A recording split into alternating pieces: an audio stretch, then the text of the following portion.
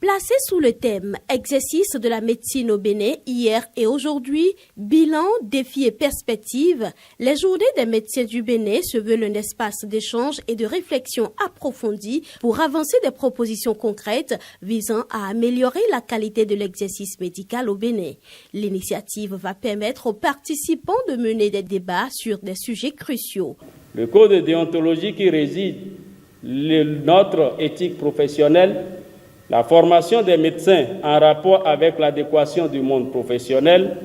les difficultés auxquelles le médecin est confronté dans l'exercice de sa profession,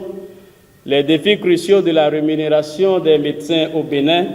une préoccupation majeure qui persiste,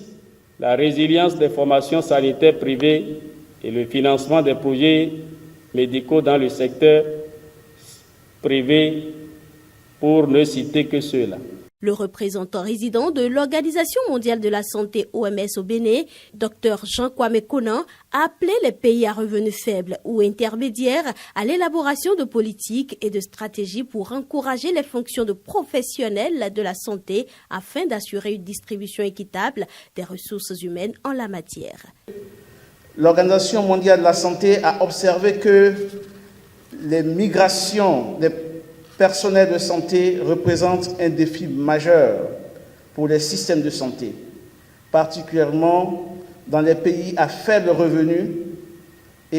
ou les pays à revenus intermédiaires. En conséquence, l'OMS appelle à des politiques et des stratégies globales pour encourager la rétention des professionnels de santé dans leur pays d'origine et pour assurer une distribution équitable des ressources humaines en santé à l'échelle nationale et mondiale. Le ministre de la Santé semble bien conscient des défis du secteur, mais reste confiant que les réformes en cours au Bénin dans le domaine conduiront à la création d'un environnement propice à l'exercice de la profession du médecin. S'il est vrai que les conditions d'exercice doivent être améliorées, je voudrais également vous rassurer que le gouvernement s'emploie au quotidien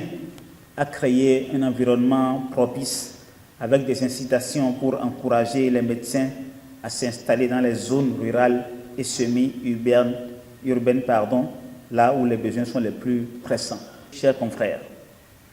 l'avenir de notre profession dépend de notre capacité à nous adapter aux défis contemporains. Les réformes ne peuvent réussir que si nous, médecins, faisons preuve de solidarité, de professionnalisme et d'innovation. C'est en collaborant étroitement avec le gouvernement que nous pourrons relever les défis et répondre aux attentes de nos concitoyens. Plusieurs panels sont au menu de ces 2 jours de réflexion.